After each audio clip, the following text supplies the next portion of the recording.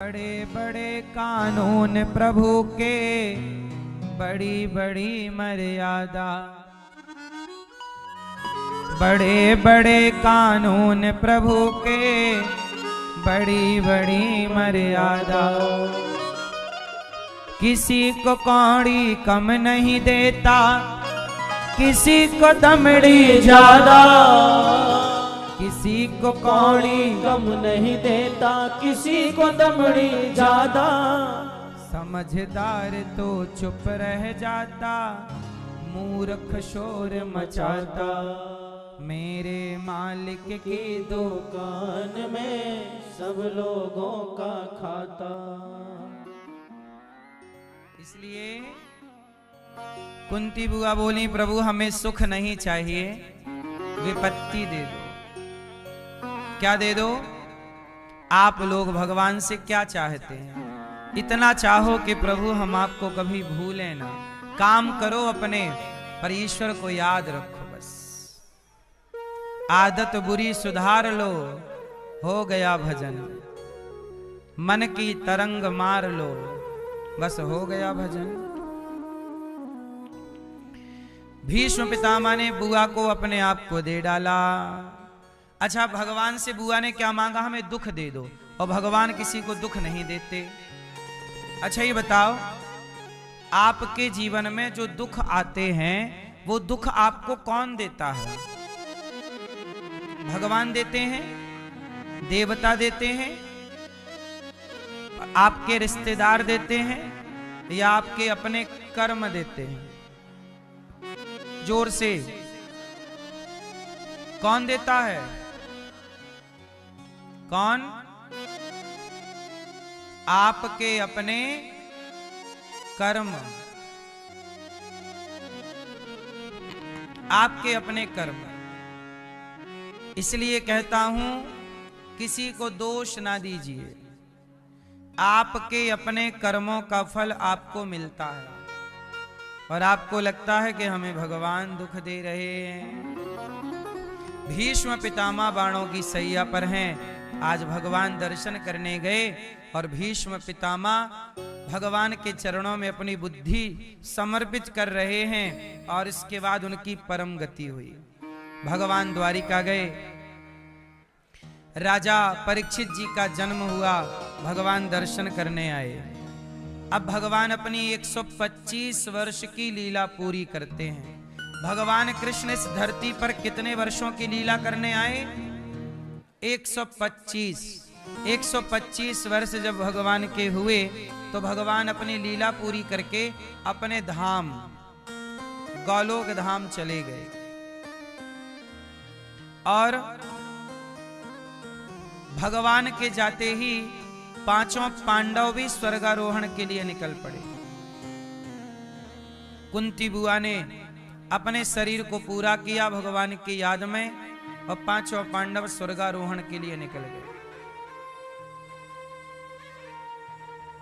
अब भगवान के जाने के बाद कलयुग के राजा बने हैं परीक्षित। कलयुग के राजा कौन? परीक्षित। राजा परीक्षित का शासन चालू हो गया। भगवान कृष्ण के जाते ही कलयुग आ गया। कलयुग के पहले राजा बने परीक्षित। एक दिन परीक्षित जी ने देखा कि एक गाय और एक बछड़ा रो रहा है। गाय रो रही है और बछड़ा 3 पांव टूट चुके हैं, एक पांव से खड़ा है। और एक काला सा आदमी बड़े से डंडे से गाय को मार रहा है। गाय को पांव से मार रहा है, लात से। परीक्षित जी ने देखा कि ये मेरी गाय पर, मेरे गौवंश पर बड़ा अत्याचार हो रहा है, कोई तो रोको। परीक्षित जी गए तलवार लेके। ए मूर्ख, वो काला आदमी जो मार रहा, ए सुन, कौन है तू? वो काला आदमी चरणों में गिर पड़ा, महाराज मेरा नाम कलयुग है। तो गाय को क्यों मारता है?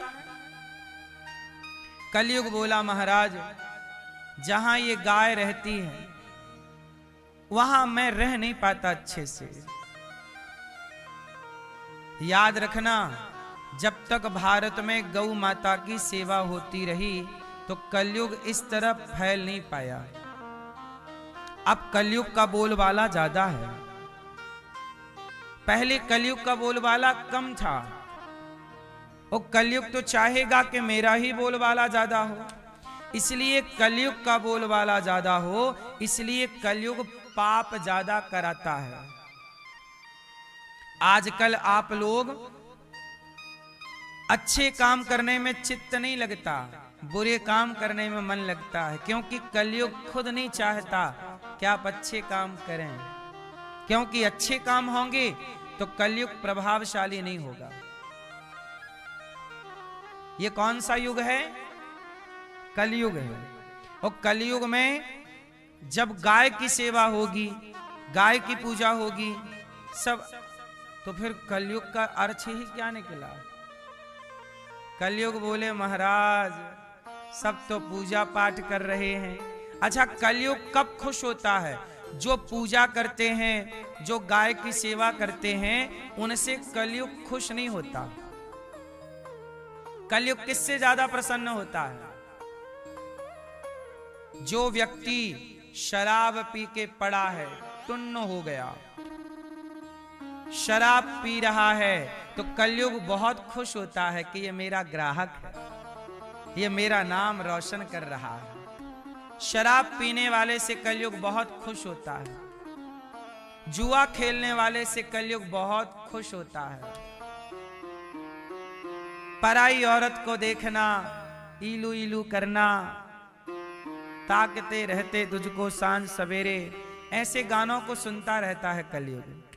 मुन्नी बदनाम हुई, ये सब गाने कौन सुन रहा है ज्यादा? कलयुग। बोलो हाँ। इसलिए कलयुग के हिसाब के लोग भी इस धरती पे हैं। आप लोग गौरी गोपाल आश्रम में जो वृद्ध माएं रहती हैं, 311 माएं, इन माओं की भी सेवा कर सकते हैं। माओं की सेवा करें। आप भी माओं को भोजन का सहयोग कर सकते हैं गौरी गोपाल आश्रम में, क्योंकि आप अपनी मां की सेवा करेंगे, पर जिन माओं को बच्चों ने घर से निकाल दिया, उन माओं की सेवा कौन करेगा? इसलिए जिन माओं को उनके अपने बच्चों ने निकाला है, ऐसी माओं की सेवा आप भी करिए। आप सब सहयोग करते हैं तो गौरी गोपाल आश्रम में वृद्ध माओं को भोजन मिलता है। आप सहयोग नहीं करेंगे तो भोजन नाश्ता कौन देगा? तो आप भी किसी माँ का सहारा बनो जो गौरी गोपाल आश्रम में रहती हैं। तू कितनी अच्छी है,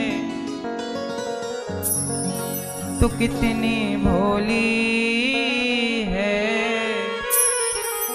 प्यारी प्यारी है ओ माँ,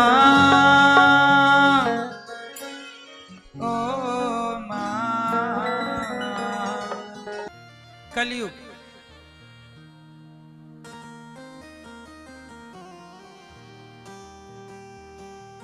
कलयुग का कलयुग किन से ज्यादा खुश है? जो जुआ खेल रहे हैं, शराब पी रहे हैं, पराई औरत के चक्कर में, पराई पुरुष के चक्कर में जो बेईमानी से पैसा कमा रहे हैं। कलयुग का वास पैसे में भी है ना। मेहनत का पैसा होगा तो कृष्ण का वास, और बेईमानी का पैसा होगा कलयुग का वास। और जहां हत्या होती है, बकरा काटना, मुर्गा काटना, मछली मारना, जीव हत्या, वहां भी कलयुग का वास ज्यादा है। तो कलयुग इसलिए कलयुग में कलयुग का प्रभाव ज्यादा है। सतयुग, त्रेता, द्वापर में और कलयुग में अंतर क्या है? सतयुग में धर्म ज्यादा था, धर्म से चलना। पहले के जमाने में कोई अपने घर में ताला नहीं लगाता था। क्यों? क्योंकि सबके भीतर धर्म था। सबको ये पता था कि चोरी करना पाप है, हमें क्या जरूरत है। पहले चोरी होती ही नहीं थी, क्योंकि पहले क्या था? सबके भीतर, जोर से, धर्म था। धर्म एक ईश्वर की व्यवस्था है। धर्म होगा तो चोरी नहीं होगी, और चोरी नहीं होगी तो कलयुग नहीं होगा। बोलो हाँ। तो गाय को काला व्यक्ति मार रहा था, गाय को मार रहा लातों से। इसलिए आपने देखा होगा कि आज कलयुग में गौ हत्या होती है। सरकार लाइसेंस दे रही है बूचड़ खाने खोलने के। आप लोगों को भी बूचड़ खाना वगैरह खोलना हो तो सरकार से मिलो, सरकार बढ़िया गाय काटने का लाइसेंस देती है ना। लाइसेंस लो और लीगल तरीके से काटो।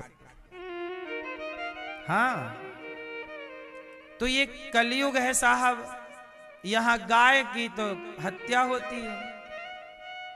नहीं हो रही है भारत में गौ हत्या हो रही है कि नहीं? जोर से। तो ये इससे कलयुग बहुत खुश हो रहा होगा, इसलिए सरकारें भी वही काम करती हैं जिससे कलयुग महाराज खुश हो, भगवान खुश हो। इसकी तैयारी कोई नहीं कर रहा है। कलयुग में कौन खुश हो? गणेश जी खुश हो, इसकी बात कोई नहीं करता, गधा खुश हो। इसलिए देखो ना, गा से गणेश नहीं पढ़ाते, कहीं गणेश जी खुश ना हो जाएं। गा से गधा पढ़ा रहे हैं, गा गधे का, ताकि गधा ही खुश रहा है। क्योंकि अब गधे ही खुश होंगे और कौन होगा? बोलो हाँ। कलयुग है ना, कलयुग में गौ हत्या होगी, हो रही है। लाख प्रयास करने के बाद भी सरकार खुद नहीं चाहती कि रोके, वरना सरकार जब 1000 का नोट रोक सकती है, 2000 का नोट रोक सकती है, 500 का पुराना नोट रोक सकती है, तो गौ हत्या भी एक दिन में ही रुक सकती है। सरकार चाहे तो नहीं हो सकता। पुराना 500 का नोट बंद हुआ कि नहीं? पुराना 1000 का नोट बंद हुआ कि नहीं? यदि 1000 का नोट 500 का नोट सरकार बंद कर सकती है तो गौ हत्या भी बंद कर सकती है। लेकिन इच्छा शक्ति ना है, नहीं है। सरकार को फायदा होता है, गौ मांस महंगा बिक जाता है। हजारों करोड़ आते हैं गौ मांस से, आपको क्या लगता है?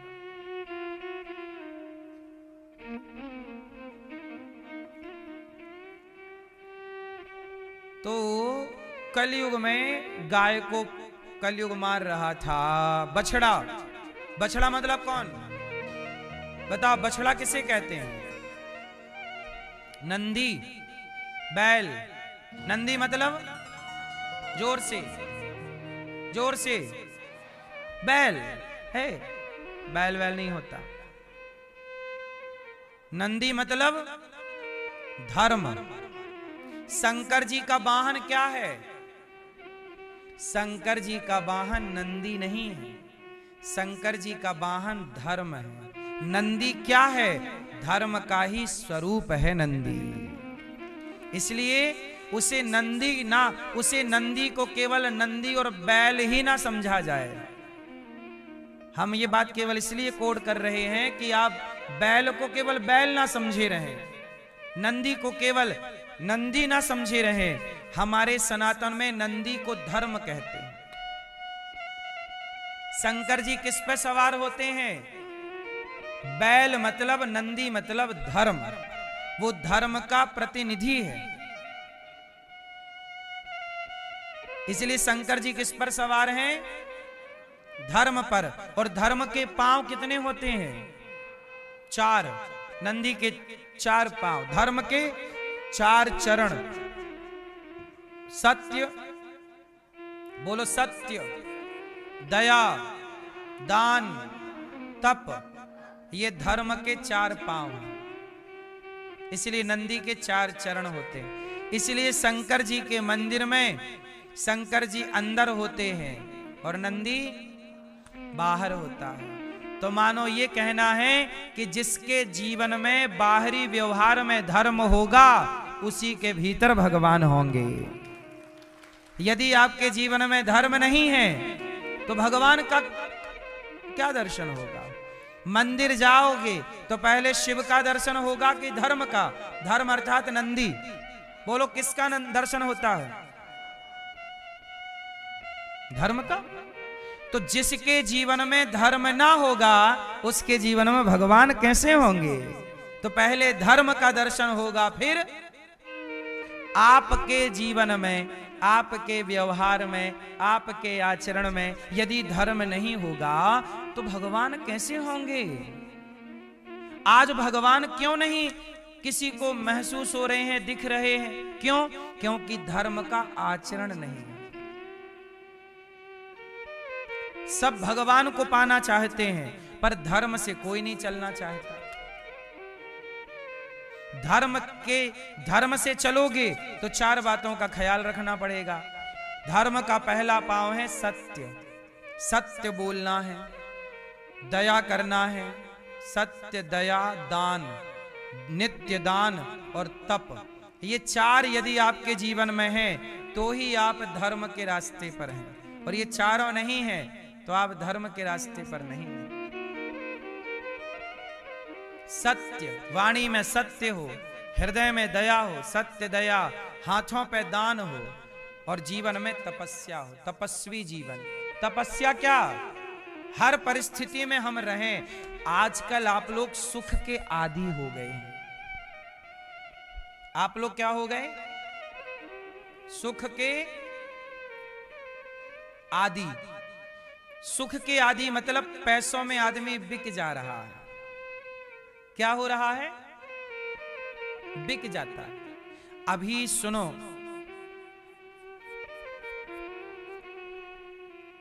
अमेरिका के राष्ट्रपति ट्रंप ने एक दूसरे देश के राष्ट्रपति को रातों रात उठवा लिया।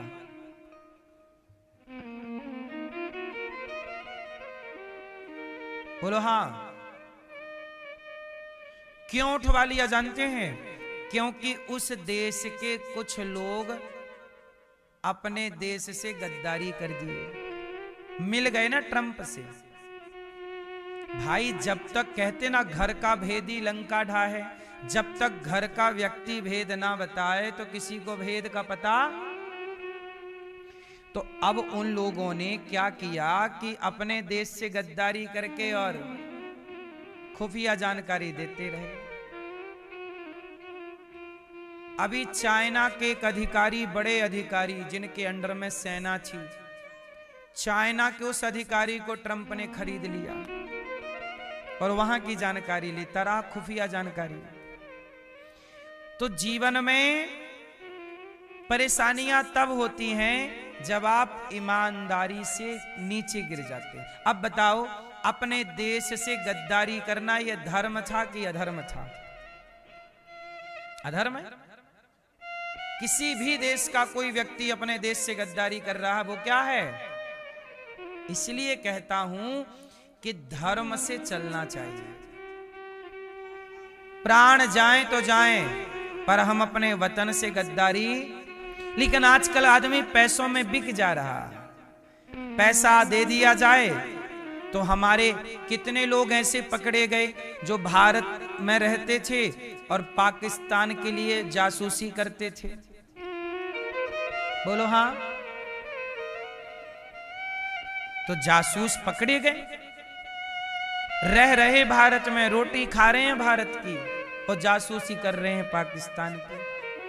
भारत की खुफिया जानकारी दे रहे हैं पाकिस्तान को। ये देश से गद्दारी है।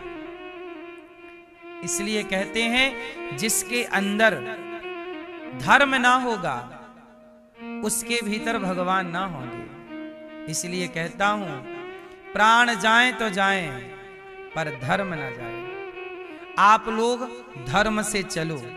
इसलिए बार बार क्या कह रहा हूं मैं एक ही बात को, किससे चलो? धर्म से। आज आप लोग झूठ बोलने लग गए हैं।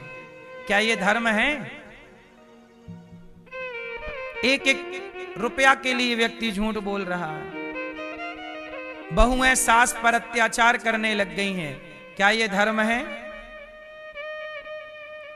सास अपनी बेटी बहू के साथ भेदभाव करने लग गई है। क्या ये धर्म है? बेटा अपने पिता को डांटने लग गया है, मारने लग गया है, क्या ये धर्म है? अब जब धर्म ही चला गया तो भगवान थोड़ी रहेंगे तुम्हारे जीवन में, कितने भी पूजा कर लो। राम के पास क्या है? धर्म। राम किससे चल रहे हैं और रावण किससे चल रहा है? इसलिए आपसे प्रार्थना पुनः, राम की तरह जीवन जीना है तो गरीबी आए तो आए, पैसे का मोह ना कीजिएगा, क्योंकि कई बार पैसों के लिए व्यक्ति बिक जाता है। पैसों का मोह होगा तो आप राष्ट्र प्रेम नहीं कर सकते। पैसों का मोह होगा तो कल पैसे का लालच दे के कोई भी आपको खरीद लेगा। पैसों में स्त्रियां बिक गईं। जिन स्त्रियों को आप वैश्या कहते हैं वो पैसों में बिक गईं, इसलिए तो वैश्या कहते हैं, वरना नारी को तो सती भी कहा जाता है। बोलो हाँ।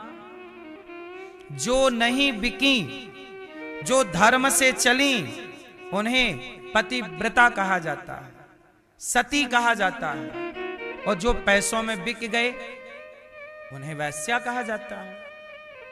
इसलिए पैसे का मोह, पैसा कमाना अच्छी बात है, धर्म से कमाइए, ईमानदारी से कमाइए, पैसे के लिए बिकिए मत।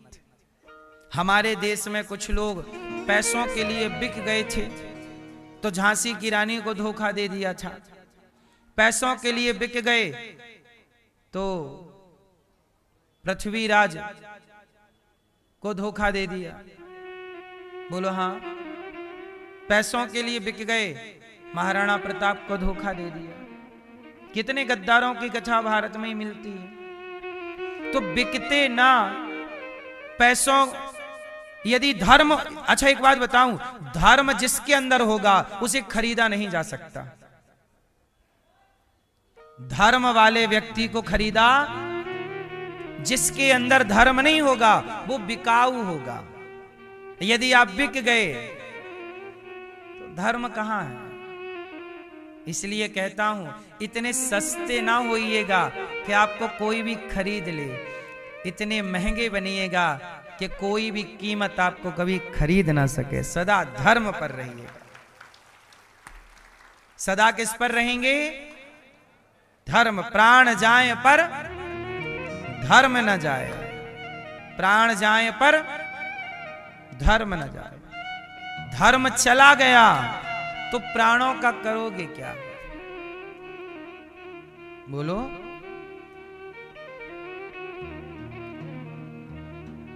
एक आदमी पराई औरत के संग पकड़ा गया।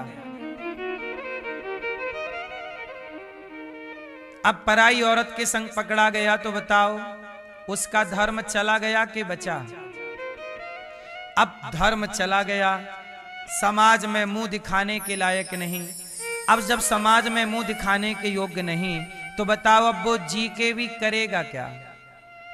ऐसा जीवन किस काम का जिस जीवन में धर्म ही ना हो।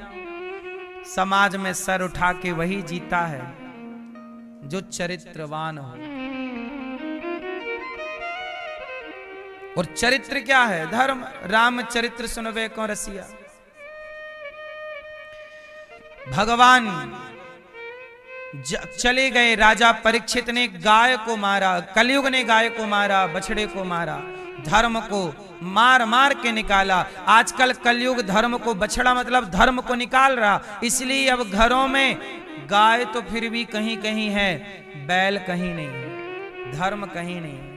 गौरी गोपाल गौशाला में लगभग 150 नंदी हैं।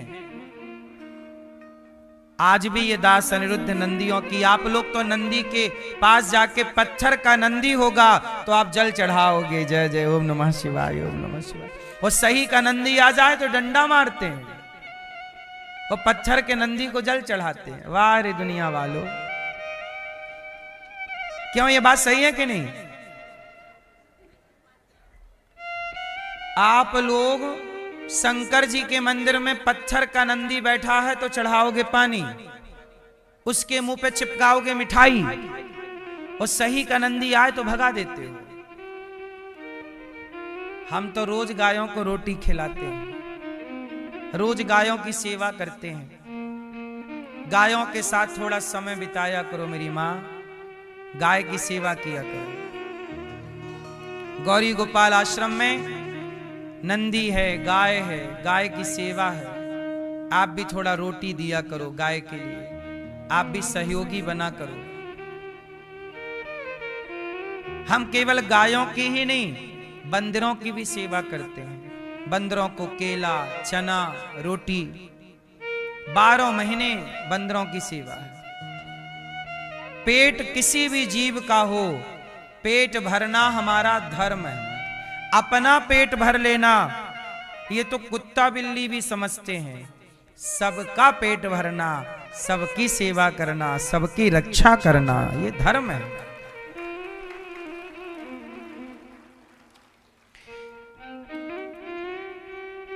देखो यहां ना कथा होती है, कथा का प्रभाव देखो। यहां पे ना इसके नीचे जहां हम बैठे इसके पास में, यहां नीचे यहां पर 2 बिल्लियों ने भी बच्चों को जन्म दिया। सर्दी बहुत है, कहां जाए बिल्ली, यहीं नीचे यहीं पास में। और 2 कुत्ते के मतलब कुत्ती के दो कुत्ती के 2 मतलब बच्चे हैं, 5-6, इसलिए यहीं घूमते रहते हैं सब। और कुत्ता और बिल्ली एक साथ रहते हैं, वरना दोनों एक दूसरे के दुश्मन होते हैं, हाँ या ना। और यहां पे दोनों हैं। जहां सत्संग है, जहां कथा है, इंसानों की तो छोड़ दो, जानवर भी सत्संग को ग्रहण कर ले तो उसके चित्त में भी निर्मलता आ जाती है, वो भी हिंसा छोड़ देता है। इंसानों की छोड़ दो। हमने कितने संतों के बारे में सुना कि एक साधु जी जंगल में रहते थे, तो जंगल में कुटिया पर रह के भजन करते। तो जहां पर संत जी रहते और जिस घाट में संत जी स्नान करते और स्नान करके पानी पीते, उस क्षेत्र में वहां के जो हिंसक जानवर थे, जैसे शेर है, चीता है और लकड़बग्घा है और हिरन है इत्यादि, ये सारे लोग एक ही घाट में पानी पीते थे, एक दूसरे को मार। जबकि हिरन और शेर की दोस्ती कहां है? हिरन को खा जाता है शेर, लकड़बग्घा हिरन को खा जाए, लेकिन सब एक घाट में पानी पीते हैं। क्यों? क्योंकि संत के भजन का प्रभाव उस क्षेत्र में है। और भजन के बैक्टीरिया, भजन का जहां प्रभाव, भगवान नाम का, कथा का जहां प्रभाव होता है, इंसान तो छोड़ दो, वहां के पशु पक्षी भी हिंसा करना छोड़ देते हैं। ये संतों की महिमा है। भक्तमाल में कितनी ऐसी कथाएं हैं। इसलिए हम लोग गाय की सेवा करते हैं, बंदरों को रोटी चारा, जो मतलब बंदरों को रोटी केला इत्यादि रोज देते हैं। 12 महीने हम यहाँ रहें, बाहर कथा में रहें, कहीं भी रहें, पर यहाँ ये सेवा पर डे होगी। हम रोज बंदरों को केला, 1 कैरेट केला और थोड़ा 1 बाल्टी चना और रोटी बंदरों को देते। ये देखो बंदर खा रहे हैं। आपके सहयोग से सबकी सेवा, गाय की सेवा, गाय को रोटी, कुत्ता बिल्ली सबका यहां सम्मान है। किसी को मारा पीटा नहीं जा रहा, किसी पे अत्याचार ना हो। बिल्ली हमारी माताओं के कमरे में, जहां माएं सोती हैं ना जिस बिस्तर में, वहां बिल्ली भी आ जाती है, रजाई ओढ़ के सो जाती है बिल्ली भी। हमारी माताएं भगाती नहीं, बिल्ली भी देखो उसे भी ठंडी लगती है। और बिल्ली तो बिल्कुल इंसानों से घुली मिली होती है। वर्षों से बिल्लियां घरों में रही हैं, बिल्लियों का वर्षों से इंसानों से संबंध रहा है। बोलो हाँ, आप सबके पुराने घरों में बिल्लियां रहती थी कि नहीं? अब आजकल सब इतना फैशन का जमाना हो गया कि अपने रहने की सबको व्यवस्था है, पर किसी बिल्ली की जगह बिल्ली मिल जाए तो लोग भगा देते हैं। कहाँ जाए? बिल्ली भी सदा से सदियों से गृहस्थों के घर पे ही रही है। आप में से हम में से किसी के घर में ही बिल्ली रही है, क्योंकि वो भी बच्चा देगी तो कहाँ जाएगी। पहले घर कच्चे वाले होते थे, छानी छप्पर वाले, तो बिल्ली घुस जाती थी। कभी कभार उसे दूध भी मिल जाता था। अब तो बिल्लियां कम हो गई शहरों में। यहाँ हमारे गौरी गोपाल में बहुत बिल्लियां हैं, बहुत। आप लोगों के घर में बिल्लियां हैं? कोई भी जीव मिले तो रोटी दूध दे सको तो दे दो। आप लोग तो बस डंडा लेके दौड़ते हो। आ गई बिल्ली, मारो। आ गया कुत्ता, मारो। कुत्ता आया है तो रोटी दे दो। बिल्ली आ गई, जरा सा दूध दे दो। चींटी आ गई, थोड़ा आटा दे दो। हम सनातनी हैं। हम सनातनी तो सांप मिल जाए तो उसे भी दूध पिला देते हैं। बोलो हाँ। इसलिए मेरी मां जो सब में ईश्वर को, अच्छा बताओ, क्या उस बिल्ली में ईश्वर नहीं है? क्या उस बिल्ली की तृप्ति से परमात्मा तृप्त ना होगा? क्या उस बंदर की तृप्ति से ईश्वर तृप्त ना होगा? क्या नंदी की तृप्ति से ईश्वर तृप्त ना होगा? इसलिए गौरी गोपाल में आप सबको भी भोजन मिलता है। तो गौरी गोपाल में केवल आपको ही नहीं, गाय को भी रोटी चारा, बंदर को भी, बिल्ली को भी, कुत्ते को, जितना मेरे से हो जाता है सबकी सेवा करता हूं। कोई क्यों दुखी रहे? हम लोग क्या कहते हैं? सर्वे भवन्तु सुखिनः। हे प्रभु, सब सुखी रहे, केवल हम सुखी रहें ऐसा नहीं। सब, कुत्ता भी सुखी रहे, बिल्ली भी खुश रहे, चिड़िया भी खुश रहे, पशु भी खुश रहे। हम तो छत में चिड़ियों को भी दाना डालते सवेरे से, चने, वो चावल, धान, चिड़िया भी खाए। जे जो जो जो खाता है वो दो दो। देने योग्य हो भैया दे दो। अभी हाथ पांव चल रहे हैं, दे सकते हैं, वरना एक दिन तो ये हाथ अर्थी पे बांध के ले जाओगे आप लोग, जला के स्वाहा कर दोगे। अभी ही ये सब काम कर पा रहे हैं हाथ पांव, अभी ना करेंगे तो फिर मर जाने के बाद करोगे। इसलिए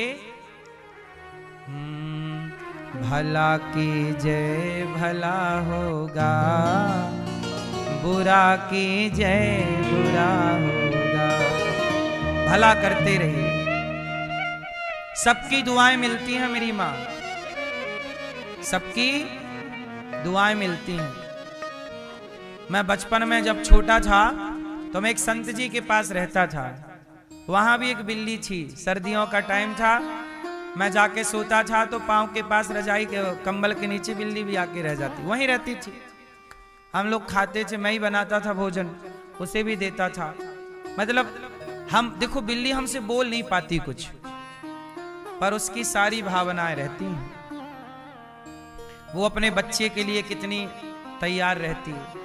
बच्चों को दूध पिलाएगी, बच्चों को चाटेगी, प्यार करेगी। गाय हमारी गैया है गंगा, उसके वो बहुत प्यार करती है। आप जाओगे तो चाटेगी, लेकिन जब उसका बच्चा भी हुआ, बछिया हुई, तो वो उसके बछिया के पास जाओ तो ऐसे ऐसे करती है, मारती है। जबकि सीधी गाय है, मतलब वो अपने बच्चे को लेके ना ऐसी हो गई, उसे ये लगा कि मेरे बच्चे को कोई नुकसान ना पहुंचाए। तो गाय बोल नहीं पाती, लेकिन वो अपने बच्चों के प्रति सजग रहती है। बोलो हाँ कि ना? सबकी भावनाएं। अब तुम किसी गाय के बच्चे को मारो तो बोल ना पाएगी, पर रोएगी। गाय का बच्चा जरा भी उसकी नजरों से ओझल हो तो रमाने लगती है, माँ माँ। मानो उसके पास और कोई शब्द नहीं है ना, वो ये तो नहीं बोल सकती मेरे बच्चा कहाँ है, वो बार बार माँ माँ। गाय का बच्चा नहीं होगा और उसे प्यास लगी होगी ना, पानी रखोगे पानी नहीं पिएगी गाय, भूसा रखोगे भूसा नहीं खाएगी, चारा रखोगे चारा नहीं खाएगी, जब तक वो अपने बच्चे को देख ना लेगी। और बच्चे को दूध पिलाएगी, उसे चाटेगी, फिर खाएगी। देखो जरा, वो गाय है, बोल नहीं सकती कुछ। और ये केवल ये गाय की स्थिति नहीं है, बंदर को देखो, बंदरी अपने बच्चे को छाती से चिपकाए रहती है। बोलो हाँ नहीं? मुर्गी को देखो, मुर्गी अपने अंडे को उसके ऊपर बैठती है, फूटता नहीं है, अपने शरीर की गर्मी से उसकी सिकाई करती है। उस मुर्गी को भी पता है कि इसका बच्चा कैसे पकेगा, तो सिकाई शरीर की गर्मी देती है, उस शरीर की गर्मी से अंडे की सिकाई करती है। बोलो हाँ, तब उसके अंडे से बच्चे निकलते हैं। मतलब हर जीव को ईश्वर ने अपना परिवार पालने की बुद्धि दी रखी है।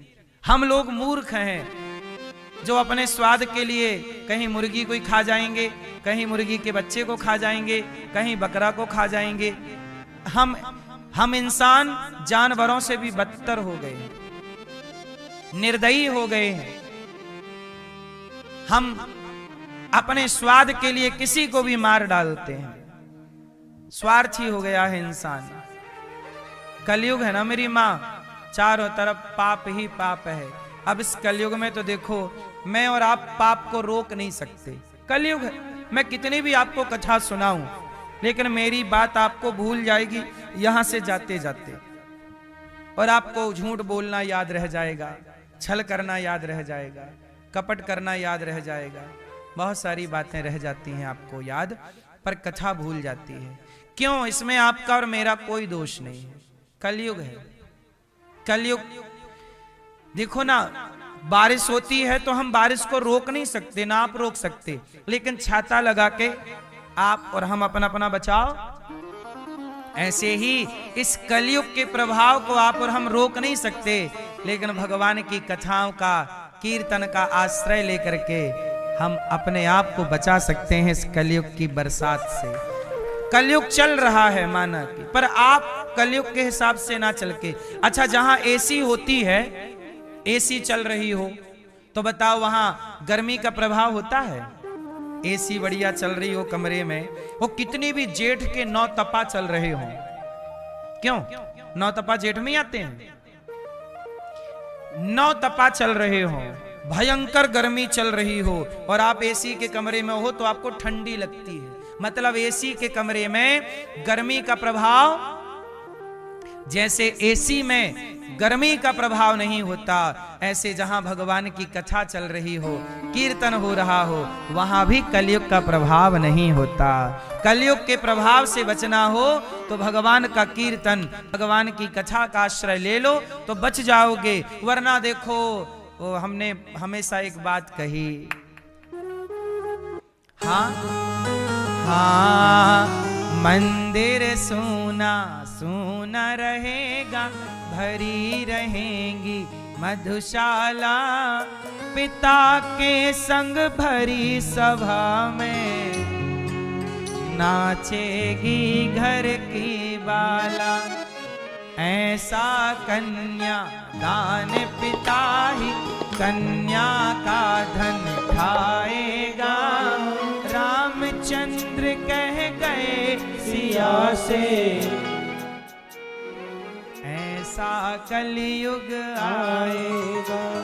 कैसा कलयुग? मंदिर सोना सोना रहेगा, भरी रहेंगी मधुशाला। सुनो, आजकल मंदिरों में कोई घंटा बजाने वाला नहीं बचा, इसलिए आपने देखे होंगे मंदिरों में इलेक्ट्रिक घंटा लगा हुआ है। पंडित जी शाम को बटन दबाते हैं, वो घंटा टन टन टन टन टन टन टन टन चालू, कोई नहीं है। मंदिर सोना सोना रहेगा, मंदिर में कोई घंटा बजाने वाला? क्यों, ये बात सही है कि गलत है? मंदिरों में घंटा नहीं बजाने वाला कोई। शाम हो गई, आसपास के मंदिरों में जाके नेक आरती कर लो, भगवान के दर्शन कर लो। नहीं, मंदिर सोना सोना रहेगा। और भीड़ कहाँ लगी है? भरी रहेंगी मधुशाला। शराब की दुकानों में भीड़ लगी है शाम को, और मंदिर में घंटा बजाने वाला? क्यों मैया, सही है? मंदिर सोना सोना रहेगा, भरी रहेंगी मधुशाला, पिता के संग भरी सभा में नाचेगी घर की बाला। ऐसा कन्या दान पिता ही कन्या का धन खाएगा। अब कलयुग है। अब लड़की का पिता कहता है कि हमें 10 लाख दो, फिर हम अपनी बेटी का ब्याह आपके लड़के से करेंगे। बेटी का भी पैसा बाप खा जाता है। ऐसा कन्या दान पिता ही कन्या का धन खाएगा। रामचंद्र कह गए सिया से, ऐसा कलयुग आएगा।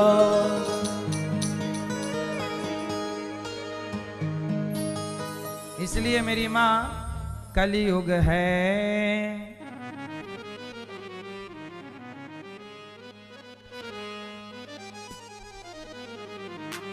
सुनो सिया कलयुग में काला धन और काले मन होंगे। कलयुग में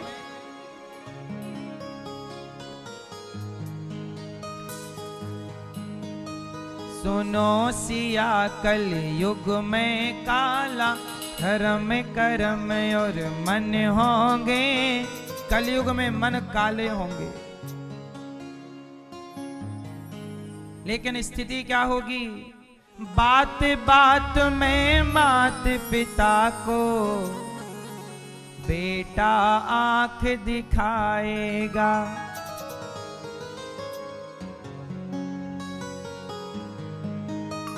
बात बात पर मात पिता को बेटा आंख दिखाएगा। रामचंद्र कह गए सिया से, ऐसा कलयुग आएगा। राजा और प्रजा दोनों में निस दिन होगी खींचातानी।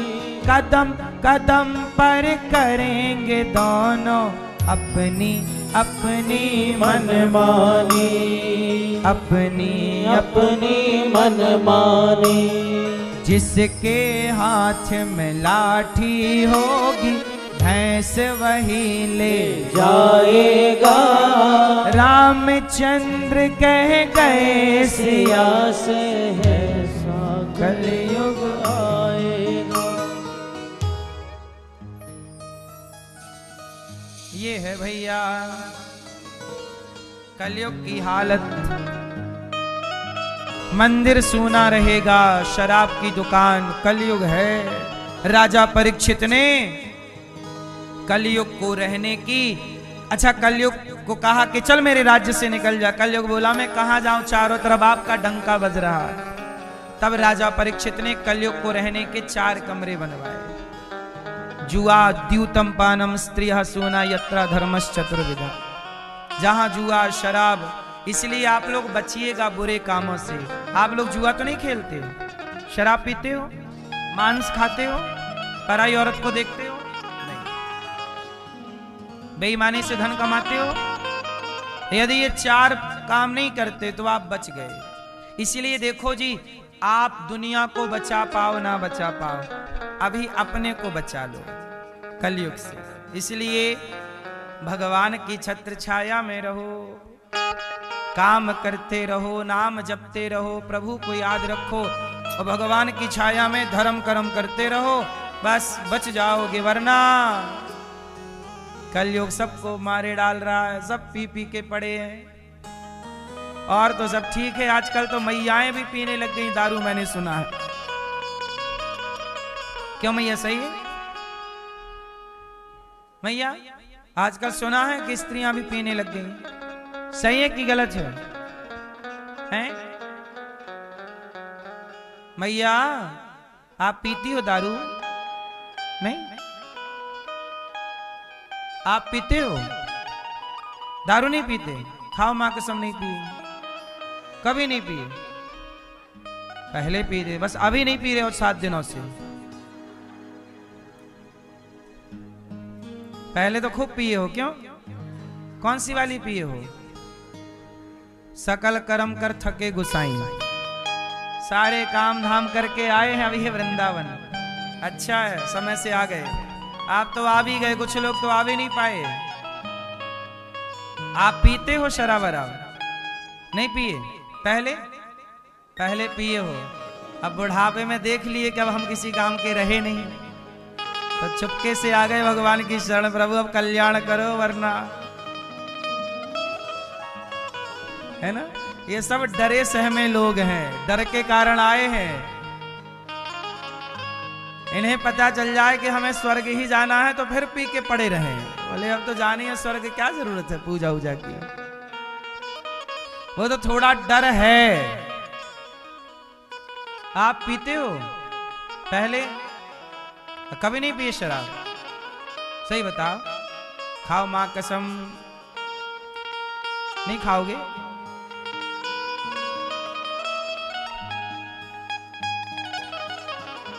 मैया आप लोग मांस खाती हो? अंडा? संडे हो या मंडे, कभी ना खाओ अंडे। अंडे नहीं खाना चाहिए। कलयुग में आदमी सब पाप किए जा रहा। शराब, हमारे सनातन में कहते हैं शराब में कलयुग का वास है। शराब को महापाप में गिना गया है, पर भगवान की कथा इतनी पवित्र है कि पापी से पापी भी कथा सुन ले तो उसका भी उद्धार हो जाएगा। ये कथा की महिमा। तो भगवान राजा परीक्षित जी, एक संत, देखो राजा परीक्षित जी के सिर पे कलयुग को रहने की जगह दे दी, तो कलयुग जाके परीक्षित जी के सिर पर बैठ गया।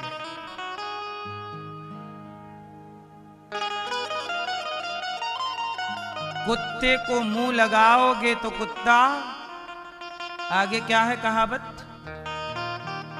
कुत्ते को मुंह लगाओगे तो वो मुंह चाटेगा। बोलो हाँ।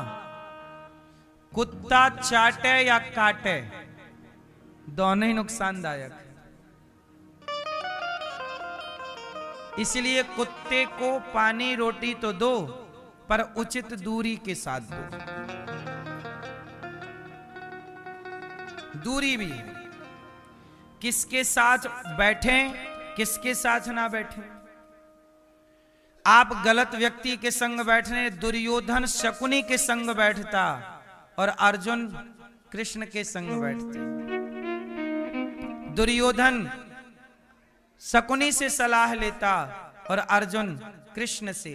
जिनका उठना बैठना अच्छे लोगों के संग है वो अच्छे होते चलते हैं, और जिनका उठना बैठना गलत लोगों के संग है गलत। इसलिए कहता हूं कि आप कैसे हैं ये कौन तय करेगा? आपकी संगति तय करेगी कि आप कैसे हैं। आप तो कागज का टुकड़ा है, आप तो कागज का टुकड़ा है। यदि कागज का टुकड़ा तुलसीदास जी के हाथ लगता तो राम जी की चौपाइयां लिख देते। बोलो हाँ। और यही कागज किसी गलत व्यक्ति के हाथ लग जाए तो गोदा गादी कर दे, तो वो गोदा गादी किया हुआ कागज रद्दी के भाव जाता है। तो कागज वही है, सही व्यक्ति के हाथ लगेगा तो इस कागज की, ये डायरी है, माना कि ये डायरी है। यदि ये डायरी सही व्यक्ति के हाथ लग गई तो इसमें सही सही चीजें लिख के डायरी की कीमत बढ़ जाएगी। बोलो हाँ। अच्छे विचार लिख दिए जाएं, अच्छी बातें लिख दी जाएं। स्वामी विवेकानंद जी की जो डायरी रही होगी उसकी कीमत क्या रही होगी? तुलसीदास जी की वो डायरी, जिस डायरी में उन्होंने रामचरितमानस लिख दी, उनकी अपनी डायरी तो रही होगी वो जिसमें उन्होंने रामचरितमानस लिखी। तुलसीदास जी की डायरी में रामचरितमानस, वो कागज अमर हो गया। और ये गलत व्यक्ति के हाथ लग गया तो गोदा गादी कर दिया, कुछ भी लिखा रद्दी के भाव, 2 रुपया किलो। तो संगत आपको रद्दी तक पहुंचा सकती है और संगत आपको तुलसी तक पहुंचा सकती है। संगत महान बनाएगी और संगत गड्ढे में गिराएगी। कैकई की संगत ने कैकई को बिगाड़ दिया। कैकई ने मंथरा की संगत कर ली, अपयश हो गया। और शबरी ने महर्षि मतंग ऋषि की संगत कर ली, तो वो महान हो गई, माता शबरी हो गई। बोलो हाँ, दोनों त्रेता की हैं, दोनों का संबंध राम से है। कैकई मंथरा की संगत करके अपना सब कुछ बिगाड़ लिया। गौरी गोपाल में आपने देखा होगा, सवेरे से हजारों साधु संत आते हैं, उन्हें प्रेम से भोजन दिया जाता है। दिया जाता है कि नहीं? प्रेम से संतों को भोजन, दाल चावल सब्जी रोटी खीर पूड़ी, उनको आदर सम्मान प्रेम से दिया जाता है। आपको भी प्रेम से ये दास कथा सुनाता है। ये हजारों संत देखो लाइन में खड़े हैं। ये गौरी गोपाल में नित्य भोजन बंटता है, प्रेम से दिया जाता है, इसलिए तो आते हैं। और मुझे विश्वास है कि इन संतों के रूप में ये संत नहीं, भगवान ही आते हैं यहाँ की सेवा को ग्रहण करने के लिए। इसलिए मेरी मां, आप भी प्रेम से संतों को भोजन बंटवाओ। जो इन संतों को प्रेम से भोजन कराएगा, उसी का तो प्रेम भगवान से होगा, वरना प्रेम कैसे होगा? इसलिए आप भी एक दिन की सेवा, भोजन की सेवा प्रेम से बंटवाओ कि आज हम अपनी ओर से बंटवाएंगे, संतों को भोजन कराएंगे। यहाँ अखंड रसोई चलती है, 25 से 30 हजार लोग पर डे भोजन करते हैं। आप भी एक दिन की सेवा प्रेम से बंटवाओ। आज भैया हम बंटवाएंगे, आज हमारी ओर से। आज पूर्णिमा भी है और प्रतिपदा भी है ना, उदया तिथि। और आज से कार्तिक माह भी स्टार्ट हो गया और कुछ लोग शरद पूर्णिमा आज भी मना रहे हैं। तो 2 पूर्णिमा थी, कल भी पूर्णिमा थी और आज भी पूर्णिमा कुछ लोग मना रहे हैं। तो देखो, आज पूर्णिमा यदि मान लो तो मान लो, तो इस पूर्णिमा में या कार्तिक का पहला दिन मानो तो भी कुछ भी मानो, दोनों ही तिथि अच्छी है।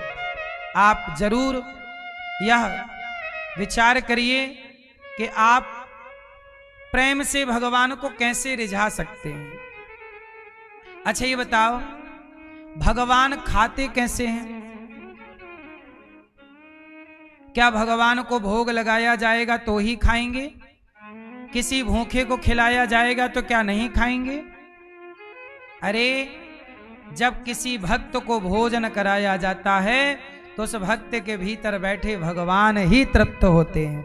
इसलिए गौरी गोपाल आश्रम में जो लंगर चलता है, भंडारा भोजन, हजारों भक्तों को भोजन पर डे अभी भी चल रहा है, आप जाके चेक कर लीजिए।